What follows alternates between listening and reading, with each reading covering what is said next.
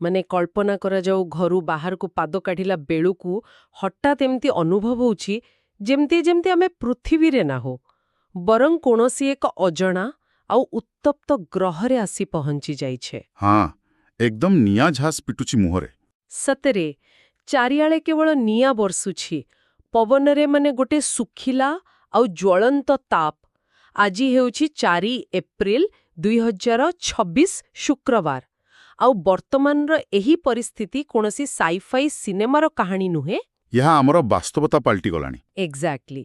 ତେଣୁ ଆଜିର ଏହି ଗଭୀର ଆଲୋଚନାରେ ଆମେ କୌଣସି ଲମ୍ବା ଖବରର ତାଲିକା ପଢ଼ିବାକୁ ଯାଉନାହୁଁ, ବରଂ ଆମେ ଦେଖିବା କି ପରିସ୍ଥିତି ଯେତେବେଳେ ହାତ ବାହାରକୁ ଚାଲିଯାଏ ନା, ମଣିଷ କିପରି ନିଜର ବଞ୍ଚିବାର ରାସ୍ତା ଖୋଜି ବାହାର କରେ।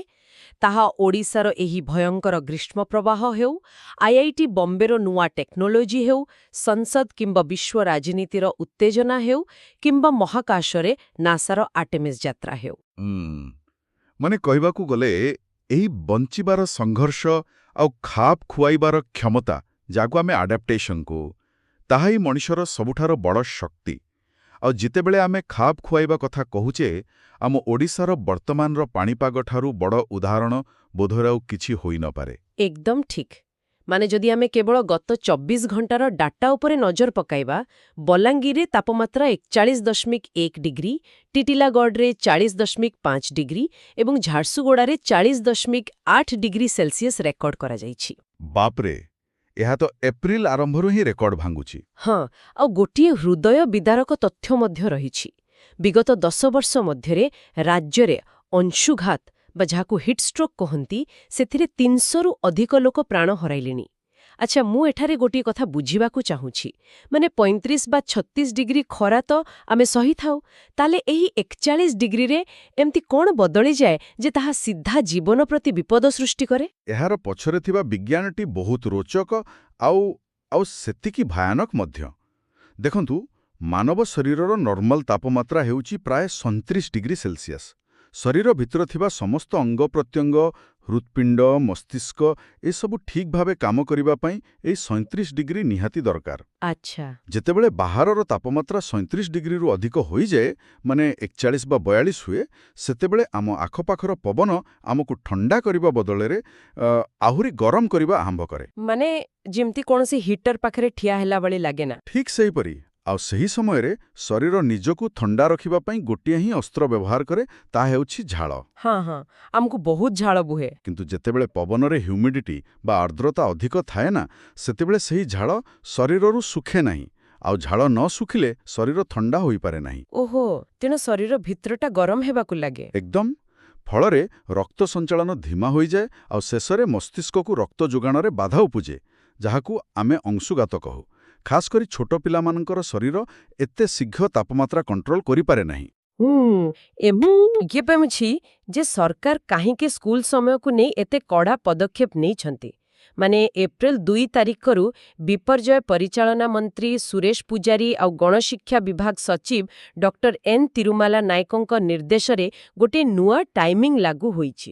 ହଁ, ମୁଁ ଶୁଣିଲି ସକାଳ ଆଡ଼କୁ ସ୍କୁଲ ସିଫ୍ଟ ହୋଇଯାଇଛି। ସମସ୍ତ ସରକାରୀ, ବେସରକାରୀ ଆଉ ଏଡେଡ୍ ସ୍କୁଲ ଏଣିକି ସକାଳ 6:30ରୁ ଦିନ 10:30 ପର୍ଯ୍ୟନ୍ତ ଚାଲିବ ଆଉ ଅଙ୍ଗନବାଡ଼ି କେନ୍ଦ୍ରଗୁଡ଼ିକ ସକାଳ 7ରୁ 9ଟା ପର୍ଯ୍ୟନ୍ତ।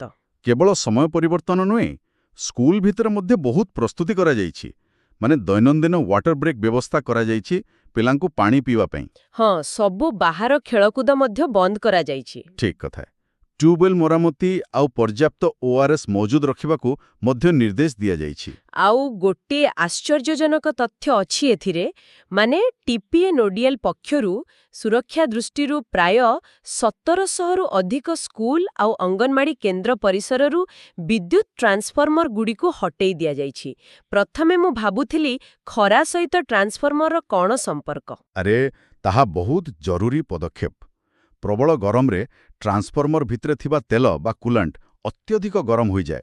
ଆଉ ଚାରିପଟେ ଏତେ ଶୁଖିଲା ଅଛି ଯେ ଗୋଟିଏ ଛୋଟ ସର୍ଟ ସର୍କିଟ୍ ବି ବିରାଟ ନିଆଁର ରୂପ ନେଇପାରେ। ଏକଦମ। ପିଲାଙ୍କୁ ସୁରକ୍ଷା ପାଇଁ ଏହାକୁ ଆଗୁଆ ହଟାଇ ଦେବା ପ୍ରକୃତରେ ଗୋଟେ ସ୍ମାର୍ଟ ମୁଭ୍। ହଁ, ବିପର୍ଯ୍ୟୟ ଆସିବା ପୂର୍ବର ପ୍ରସ୍ତୁତିର ଏକ ବହୁତ ଭଲ ଉଦାହରଣ ଏହା। କିନ୍ତୁ ମୋ ମନରେ ଗୋଟେ ପ୍ରଶ୍ନ ଆସୁଛି। ମାନେ ସକାଳ 6:30ରେ ସ୍କୁଲ, ମାନେ ପିଲାଟିକୁ ଭୋର 5:30ରୁ ଉଠିବାକୁ ପଡ଼ିବ, ହଁ। ବାପା ମାଙ୍କୁ ତାଠାରୁ ବି ଆଗରୁ। ହଁ। ଆଉ ମାତ୍ର 4 ଘଣ୍ଟାର ସ୍କୁଲ। ଶିକ୍ଷାବିତ୍ମାନେ ଯାହାକୁ ସମର ସ୍ଲାଇଡ୍ କହନ୍ତି, ମାନେ କମ୍ ପାଠପଢ଼ା ଯୋଗୁଁ ପିଲାଙ୍କ ପାଠରେ ଯେଉଁ ଗ୍ୟାପ୍ ଆସିଯାଏ, ଏହା ଆଗାମୀ ଦିନରେ କିଛି ସମସ୍ୟା ସୃଷ୍ଟି କରିବ ନାହିଁ ତ? ଏହି ଆଶଙ୍କା ପୁରା ଯୁକ୍ତିଯୁକ୍ତ। ସମର ସ୍ଲାଇଡ୍ ଏକ ରିଅଲ ସମସ୍ୟା। ଯେତେବେଳେ ସ୍କୁଲ ସମୟ କମିଯାଏ, ପିଲାମାନେ ପୂର୍ବରୁ ପଢ଼ିଥିବା ଅନେକ ଜିନିଷ ଭୁଲିଯାଆନ୍ତି। ହେଲେ ଆମକୁ ପ୍ରାଥମିକତା ବାଛିବାକୁ ପଡ଼ିବ ନା? ହଁ, ଜୀବନ ବଞ୍ଚିଲେ ତ ପାଠ। ଠିକ୍। ସୁସ୍ଥ ଶରୀର ନଥିଲେ ଶିକ୍ଷା କାମରେ ଆସିବ ନାହିଁ। ତଥାପି ଏହି ଶୂନ୍ୟସ୍ଥାନକୁ ଅନ୍ୟ ଉପାୟରେ ପୂରଣ କରାଯାଇପାରିବ। ମାନେ ଅନଲାଇନ୍ କୋର୍ସ, ଘରେ ଛୋଟ ଛୋଟ ସାଇନ୍ସ ଏକ୍ସପେରିମେଣ୍ଟ କରି ପିଲାଙ୍କୁ ଏଙ୍ଗେଜ୍ ରଖିବାକୁ ପଡ଼ିବ। ସତ କହିଲେ ପରିବେଶ ସହ ମୁକାବିଲା କରିବାର ଏହା ଗୋଟିଏ ବାଟ। ହେଲେ ବେଳେବେଳେ ନା, ପରିବେଶ ଆମଠାରୁ ଆମର ସମ୍ବଳ ଛଡ଼ାଇ ନିଏ। ଆଉ ସେତେବେଳେ ଟେକ୍ନୋଲୋଜି ହିଁ ଆମକୁ ରକ୍ଷା କରେ। ମୁଁ IIT ବମ୍ବେରୁ ଏକ ଗବେଷଣା ବିଷୟରେ ପଢ଼ୁଥିଲି ଆଜି, ଯାହା ମୋତେ ଆଶ୍ଚର୍ଯ୍ୟ କରିଦେଲା। ଆରେ ବା, କି ଗବେଷଣା? ମାନେ ପ୍ରଫେସର ସଞ୍ଜୟ ମହାଜାନୀ ଆଉ ତାଙ୍କର ଟିମ୍ 2014 ମସିହାରୁ, ମାନେ ଦୀର୍ଘ 10 ବର୍ଷ ହେଲା, ଗୋଟିଏ ପ୍ରକଳ୍ପ ଉପରେ କାମ କରୁଥିଲେ। ସେମାନେ ବାୟୋମାସ୍ ଗ୍ୟାସିଫିକେସନ୍ ନାମକ ଏକ ପ୍ରଯୁକ୍ତିବିଦ୍ୟା ବାହାର କରିଛନ୍ତି, ଯାହାଦ୍ୱାରା ଶୁଖିଲା ପତ୍ରକୁ ସିଧା LPG ବା ରନ୍ଧନ ଗ୍ୟାସ୍ର ବିକଳ୍ପ ଭାବେ ବ୍ୟବହାର କରାଯାଇପାରିବ। ଓହୋ, ଏହା ତ ଏକ ବହୁତ ବଡ଼ ଉପଲବ୍ଧି। ସାଧାରଣତଃ ଗାଁ ଗହଳିରେ ଶୁଖିଲା ପତ୍ର ଏକ ବଡ଼ ସମସ୍ୟା ଥାଏ। ଲୋକେ ତାକୁ ଏକାଠି କରି ନିଆଁ ଲଗାଇ ଦିଅନ୍ତି। ହଁ, ଯାହା ପ୍ରଦୂଷଣ କରେ ଆଉ ବଣନିଆଁ ବି ଲାଗିଯାଏ ବେଳେବେଳେ। କିନ୍ତୁ ଏହି ଗ୍ୟାସିଫିକେସନ୍ ପ୍ରକ୍ରିୟାଟି ପ୍ରକୃତରେ କିପରି କାମ କରେ? ମାନେ ମୁଁ ଭାବୁଛି, ଏହା କ'ଣ ପ୍ରେସର କୁକର ଭିତରେ ପତ୍ରକୁ ଭର୍ତ୍ତି କରି ଗରମ କରିବା ପ୍ରକ୍ରିୟା? କାରଣ ପତ୍ରକୁ ପୋଡ଼ିଲେ ତ କେବଳ ଧୂଆଁ ଆଉ ପାଉଁଶ ବାହାରିବ ନା, ସେଥିରୁ ଗ୍ୟାସ୍ କିପରି ବାହାରିବ? ଆପଣ ଯେଉଁ ପ୍ରେସର କୁକର ଉଦାହରଣ ଦେଲେ, ତାହା ବହୁତ ପାଖାପାଖି ସଠିକ୍। ଦେଖନ୍ତୁ, ଯେତେବେଳେ ଆମେ ଖୋଲାରେ ପତ୍ର ପୋଡ଼ୁ, ସେଠାରେ ବାୟୁମଣ୍ଡଳରେ ପ୍ରଚୁର ଅମ୍ଳଜାନ ବା ଅକ୍ସିଜେନ୍ ଥାଏ। ହଁ। ତେଣୁ ତାହା ସମ୍ପୂର୍ଣ୍ଣ ଜଳିଯାଇ କାର୍ବନ ଡାଇଅକ୍ସାଇଡ୍ ଏବଂ ଧୂଆଁ ସୃଷ୍ଟି କରେ। କିନ୍ତୁ ଏହି ଗ୍ୟାସିଫିକେସନ୍ ରିଆକ୍ଟର ଭିତରେ ନା, ଅମ୍ଳଜାନର ପରିମାଣକୁ ବହୁତ ନିୟନ୍ତ୍ରିତ ରଖାଯାଏ। ମାନେ ଯେତିକି ଦରକାର ତାଠାରୁ ବହୁତ କମ୍। ଆଚ୍ଛା, ମାନେ ସମ୍ପୂର୍ଣ୍ଣ ପୋଡ଼ିବ ନାହିଁ। ଏକଦମ୍। ଅତ୍ୟଧିକ ତାପମାତ୍ରାରେ ପତ୍ରଗୁଡ଼ିକ ରାସାୟନିକ ପ୍ରକ୍ରିୟା ଦେଇ ଗତି କରେ। ଏହି ଅସମ୍ପୂର୍ଣ୍ଣ ଦହନ ଯୋଗୁଁ ସେଥିରୁ କାର୍ବନ ମୋନୋକ୍ସାଇଡ୍ ଏବଂ ହାଇଡ୍ରୋଜେନ୍ର ଏକ ମିଶ୍ରଣ ବାହାରେ, ଯାହାକୁ ସିନ୍ ଗ୍ୟାସ୍ କୁହାଯାଏ। ଆଉ ଏହି ସିନ୍ ଗ୍ୟାସ୍ ଅତ୍ୟନ୍ତ ଦହନଶୀଳ। ତାହେଲେ ଏହାକୁ ପାଇପ୍ ମାଧ୍ୟମରେ ଚୁଲିକୁ ନେଇ ସିଧାସଳଖ LPG ଭଳି ବ୍ୟବହାର କରାଯାଇପାରିବ। ହଁ, ବିଲକୁଲ। ଆରେ ବା, ୟାର ଅର୍ଥ ଆମେ କେବଳ ଆବର୍ଜନାକୁ ଶକ୍ତିରେ ପରିଣତ କରୁନାହୁଁ, ଗ୍ରାମୀଣ ଅର୍ଥନୀତିର ଏକ ବହୁତ ବଡ଼ ବୋଝ ବି ହାଲୁକା କରୁଛୁ। ମାନେ ଆଜିକାଲି LPG ଦାମ ଯେମିତି ବଢ଼ୁଛି, ଗରିବ ପରିବାର ପାଇଁ ଏହାକୁ କିଣିବା କଷ୍ଟକର। ଠିକ୍ କଥା। ଏହି ଟେକ୍ନୋଲୋଜି ଯଦି ସଫଳ ହୁଏ, ପ୍ରତି ଗାଁ ନିଜର ଗ୍ୟାସ୍ ନିଜେ ଉତ୍ପାଦନ କରିପାରିବ, ଯାହାକୁ ଆମେ ବିକେନ୍ଦ୍ରୀକରଣ ବା ଡିସେଣ୍ଟ୍ରାଲାଇଜ୍ ସିଷ୍ଟମ କହୁ। ବାହାର ଦେଶ କିମ୍ବା ବଡ଼ କମ୍ପାନୀ ଉପରେ ଆଉ ନିର୍ଭର କରିବାକୁ ପଡ଼ିବ ନାହିଁ। ନିର୍ଭରଶୀଳତା କଥା ଯେତେବେଳେ ଉଠିଲା, ଆମକୁ ଆମର ବୃହତ୍ତର ବିଶ୍ୱ ଅର୍ଥନୀତି ଉପରେ ବି ଟିକେ ଦୃଷ୍ଟି ପକାଇବାକୁ ପଡ଼ିବ। ଏକ ଗାଁ ହୁଏତ ନିଜର ଇନ୍ଧନ ନିଜେ ତିଆରି କରିପାରିବ, କିନ୍ତୁ ବିଶ୍ୱ ସମାଜ ଏତେ ଜଟିଳ ଭାବେ ଯୋଡ଼ି ହୋଇଛି ଯେ ଗୋଟିଏ ଜାଗାରେ ଛୋଟ ଅସ୍ଥିରତା ବି ସବୁବେଳେ ପ୍ରଭାବ ପକାଏ। ସତ କହିଲେ, ମାନେ ସ୍ଥାନୀୟ ପ୍ରସଙ୍ଗରୁ ବାହାରି ଏବେ ବିଶ୍ୱସ୍ତରୀୟ ଘଟଣାବଳୀ ଉପରେ ନଜର ପକାଇଲେ ଏହା ସ୍ପଷ୍ଟ ଜଣାପଡ଼େ। ଯେମିତିକି ଜାନୁଆରୀ 28ରୁ ଆରମ୍ଭ ହୋଇଥିବା ସଂସଦର ବଜେଟ୍ ଅଧିବେଶନ ଆଜି ଶେଷ ହେଉଛି। ଏଥିରେ ଅର୍ଥ ବିଲ୍ 2026 ମଧ୍ୟ ପାରିତ ହୋଇଛି। କିନ୍ତୁ ଅନ୍ୟପଟେ ନିର୍ବାଚନ ପ୍ରକ୍ରିୟାକୁ ନେଇ ପଶ୍ଚିମବଙ୍ଗର ମାଲଦାଠାରେ ଏକ ବହୁତ ବଡ଼ ଉତ୍ତେଜନା ଦେଖିବାକୁ ମିଳିଛି। ଆଚ୍ଛା, ସେଠି କ'ଣ ହେଲା କି? ମାନେ ସୂଚନା ଅନୁସାରେ ଭୋଟର ତାଲିକାରୁ ପ୍ରାୟ 63 ଲକ୍ଷ ନାମ କାଟି ଦିଆଯାଇଥିବା ଅଭିଯୋଗ ଆସିଛି। ବାପରେ, 63 ଲକ୍ଷ! ଏହା ତ କୌଣସି ଛୋଟ ଦେଶର ପୁରା ଜନସଂଖ୍ୟା ଭଳି। ହଁ ନା, ଏତେ ବଡ଼ ଧରଣର ପରିବର୍ତ୍ତନ କିପରି ସମ୍ଭବ? ସେଥିପାଇଁ ଲୋକଙ୍କ ମନରେ ଆତଙ୍କ ଖେଳିଯାଇଛି। ନିଜର ଅଧିକାର ହରାଇବାର ଭୟ ଯୋଗୁଁ ଲୋକେ ଉତ୍ତ୍ୟକ୍ତ ହୋଇ ନିର୍ବାଚନ ସହ ଜଡ଼ିତ 7 ଜଣ ବିଚାର ବିଭାଗୀୟ ଅଧିକାରୀଙ୍କୁ ପ୍ରାୟ 9 ଘଣ୍ଟା ଧରି ଅଟକ ରଖିଥିଲେ। 9 ଘଣ୍ଟା? ହଁ, ଆଉ ସେଥିରେ 3 ଜଣ ମହିଳା ଓ ଜଣେ ଶିଶୁ ମଧ୍ୟ ଥିଲେ। ଏହା ଦର୍ଶାଉଛି ଯେ ବ୍ୟବସ୍ଥା ଉପରେ ବିଶ୍ୱାସ ଟୁଟିଗଲେ ସମାଜ କେତେ ଅସ୍ଥିର ହୋଇପଡ଼େ। ଏକଦମ୍। ଆଉ ଏହି ଅସ୍ଥିରତା କେବଳ ଦେଶ ଭିତରେ ସୀମିତ ନାହିଁ, ଆନ୍ତର୍ଜାତିକ ସ୍ତରରେ ବି ଉତ୍ତେଜନା ଲାଗି ରହିଛି, ଯାହା ଆମ ପକେଟକୁ ସିଧା ବାଧିବ।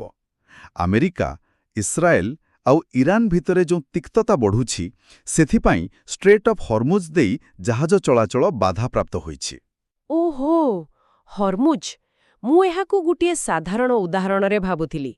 ଧରନ୍ତୁ, ଗୋଟିଏ ଗାଁରୁ ସହର ବଜାରକୁ ଯିବା ପାଇଁ ଗୋଟିଏ ହିଁ ମୁଖ୍ୟ ରାସ୍ତା ଅଛି। ପ୍ରତିଦିନ ସେହି ରାସ୍ତା ଦେଇ ପନିପରିବା ଟ୍ରକ୍ ଆସେ। ହଠାତ୍ ବିବାଦ ଯୋଗୁଁ ସେ ରାସ୍ତା ବନ୍ଦ ହୋଇଗଲା। ତାହେଲେ ଟ୍ରକ୍କୁ ବୁଲିକରି ଆସିବାକୁ ପଡ଼ିବ। ଏକଦମ 50 କିଲୋମିଟର ଖରାପ ରାସ୍ତା ଦେଇ। ଅଧିକ ତେଲ ଖର୍ଚ୍ଚ, ଅଧିକ ସମୟ ନଷ୍ଟ। ଶେଷରେ ବେପାରୀ ବଜାରରେ ଟମାଟୋ ଦାମ ସିଧା 2 ଗୁଣା କରିଦେବ। ଷ୍ଟ୍ରେଟ୍ ଅଫ୍ ହର୍ମୁଜ ବନ୍ଦ ହେବା କଥାଟି ଠିକ୍ ଏହିପରି ନା? ପୁରା ସଠିକ୍ ଉଦାହରଣ। ଷ୍ଟ୍ରେଟ୍ ଅଫ୍ ହର୍ମୁଜ ହେଉଛି ଓମାନ ଆଉ ଇରାନ ମଧ୍ୟରେ ଥିବା ଏକ ବହୁତ ସଂକୀର୍ଣ୍ଣ ଜଳପଥ, ମାତ୍ର 21 ମାଇଲ ଓସାର। କିନ୍ତୁ ବିଶ୍ୱର ମୋଟ କଞ୍ଚା ତୈଳର 20ରୁ 30% କେବଳ ଏହି ରାସ୍ତା ଦେଇଯାଏ। ବାପ୍ରେ, ମାନେ ଏହା ବିଶ୍ୱ ଅର୍ଥନୀତିର ଏକ ପ୍ରମୁଖ ଶିରା କହିଲେ ଚଳିବ। ହଁ, ଆଉ ଏବେ ବ୍ରିଟେନ 30ଟି ଦେଶକୁ ଏକାଠି କରୁଛି ଏହି ରାସ୍ତା ପୁଣି ଖୋଲିବାକୁ। ଯେତେବେଳେ ଯୁଦ୍ଧ ଭୟ ଥାଏ, ଜାହାଜଗୁଡ଼ିକ ଏହି ରାସ୍ତାରେ ଯାଆନ୍ତି ନାହିଁ। ଜାହାଜ କମ୍ପାନୀଗୁଡ଼ିକୁ ପୁରା ଆଫ୍ରିକା ମହାଦେଶ ବୁଲିକରି ଯିବାକୁ ପଡ଼େ। ସପ୍ତାହ ସପ୍ତାହ ସମୟ ନଷ୍ଟ ହୁଏ, ଆଉ ଇନ୍ସ୍ୟୁରାନ୍ସ ଖର୍ଚ୍ଚ ବି ଆକାଶ ଛୁଆ ହୋଇଯାଏ। ଆଉ ସେହି ଖର୍ଚ୍ଚ ଶେଷରେ କିଏ ଦିଏ? ଆମେ ସାଧାରଣ ଲୋକ। ଠିକ୍। ଡିଜେଲ ମହଙ୍ଗା ହେଲେ ପନିପରିବାର, ଡାଲି, ଚାଉଳରୁ ଆରମ୍ଭ କରି ମେଡିସିନ ପର୍ଯ୍ୟନ୍ତ ସବୁ ମହଙ୍ଗା ହୋଇଯିବ। ଏହି ଗ୍ଲୋବାଲ ସପ୍ଲାଇ ଚେନ୍ କେତେ ସମ୍ବେଦନଶୀଳ ଆମେ ଏଥିରୁ ବୁଝିପାରୁଛେ। ସତରେ, ମାନେ ପୃଥିବୀର ଗୋଟିଏ କୋଣର ଘଟଣା ଆମ ରୋଷେଇ ଘରର ବଜେଟ୍ ଦୋହଲାଇ ଦେଇପାରେ। ଆମର ଏହି ପୃଥିବୀ ବହୁତ ଜଟିଳ, ଉତ୍ତପ୍ତ ଆଉ ବହୁତ ସମସ୍ୟାରେ ଛନ୍ଦି ହୋଇଗଲାଣି। ତେଣୁ ବେଳେବେଳେ ମନରେ ପ୍ରଶ୍ନ ଉଠେ, ଯଦି ପୃଥିବୀ ଏତେ ଖରାପ ହେଉଛି, ଆମେ ବାହାରକୁ କାହିଁକି ନା ଯିବା? ଆପଣ ତାହେଲେ ମହାକାଶ ଯାତ୍ରା କଥା ଉଠାଉଛନ୍ତି। ଏକଦମ। ଆଉ ବୈଜ୍ଞାନିକମାନେ ମଧ୍ୟ ଠିକ୍ ଏହା ହିଁ ଭାବୁଛନ୍ତି ବୋଧହୁଏ, କାରଣ ଆମର ଶେଷ ଖବର ସିଧାସଳଖ ମହାକାଶକୁ ନେଇଯାଉଛି। ନାସାର ବହୁ ପ୍ରତୀକ୍ଷିତ ଆର୍ଟେମିସ୍ 2 ମିଶନ ପାଇଁ ଏପ୍ରିଲ 1ରୁ ଲଞ୍ଚ ୱିଣ୍ଡୋ ଖୋଲିଯାଇଛି। ଓହୋ, ଏହା ମାନବ ଇତିହାସର ଏକ ନୂଆ ଅଧ୍ୟାୟର ଆରମ୍ଭ। କାରଣ 1972 ମସିହାର ଆପୋଲୋ 17 ମିଶନ ପରେ ଦୀର୍ଘ 50 ବର୍ଷରୁ ଅଧିକ ସମୟ ବିତିଗଲାଣି, ମଣିଷ ଆଉ ଚନ୍ଦ୍ରକୁ ଯାଇନାହିଁ। ହଁ, ଆଉ ଏଥର 4 ଜଣ ମହାକାଶଚାରୀ ଓରିଅନ୍ କ୍ୟାପସୁଲ ମାଧ୍ୟମରେ ଏକ 10 ଦିନିଆ ଯାତ୍ରାରେ ବାହାରିବେ। ଚନ୍ଦ୍ର ଚାରିପଟେ ବୁଲି ପୃଥିବୀକୁ ଫେରିବେ। କିନ୍ତୁ ମୋ ମନରେ ଗୋଟିଏ ପ୍ରଶ୍ନ ବାରମ୍ବାର ଆସୁଛି। ମାନେ 1960-70 ଦଶକରେ ତ ଆମେ ପ୍ରମାଣ କରି ସାରିଥିଲେ ଯେ ଆମେ ଚନ୍ଦ୍ରରେ ପହଞ୍ଚିପାରିବା। ହଁ, ସେତେବେଳେ କୋଲ୍ଡ ୱାର୍ ସମୟ ଥିଲା। ଠିକ୍। ସେତେବେଳେ ରୁଷିଆକୁ ପଛରେ ପକାଇବାକୁ ଆମେରିକା ଯାଇଥିଲା। ହେଲେ ଏବେ 50 ବର୍ଷ ପରେ ପୁଣିଥରେ କୋଟି କୋଟି ଟଙ୍କା ଖର୍ଚ୍ଚ କରି କେବଳ ଚନ୍ଦ୍ର ଚାରିପଟେ ବୁଲି ଆସିବାର ଉଦ୍ଦେଶ୍ୟ କ'ଣ? ଏହା କ'ଣ ଭବିଷ୍ୟତର କୌଣସି ବଡ଼ ଯୋଜନାର ଅଂଶ? ଏଥର ଉଦ୍ଦେଶ୍ୟ କେବଳ ପତାକା ପୋତି ଫେରିଆସିବା ନୁହେଁ ନା। ଆର୍ଟେମିସ୍ ପ୍ରୋଗ୍ରାମର ମୂଳ ଲକ୍ଷ୍ୟ ହେଉଛି ଚନ୍ଦ୍ରରେ ଏକ ବେସ୍ କ୍ୟାମ୍ପ ବା ସ୍ଥାୟୀ ବସତି ସ୍ଥାପନା କରିବା। ଆଉ ଏହା କାହିଁକି ଜରୁରୀ ଜାଣିଛନ୍ତି? ନାଇଁ ତ, କାହିଁକି? ମଙ୍ଗଳ ଗ୍ରହ ଅଭିଯାନ ପାଇଁ ପୃଥିବୀର ମାଧ୍ୟାକର୍ଷଣ ବହୁତ ଅଧିକ। ତେଣୁ ଏଠାରୁ ମଙ୍ଗଳକୁ ରକେଟ୍ ପଠାଇବାକୁ ପ୍ରଚୁର ଇନ୍ଧନ ଲାଗେ। କିନ୍ତୁ ଚନ୍ଦ୍ରର ମାଧ୍ୟାକର୍ଷଣ ଶକ୍ତି ପୃଥିବୀର ପ୍ରାୟ 1/6। ଯଦି ଆମେ ଚନ୍ଦ୍ରକୁ ଷ୍ଟେସନ ଭାବେ ବ୍ୟବହାର କରିବା, ତେବେ ଯାତ୍ରା ବହୁତ ସହଜ ହୋଇଯିବ। ଓହୋ, ଏବେ ବୁଝିଲି।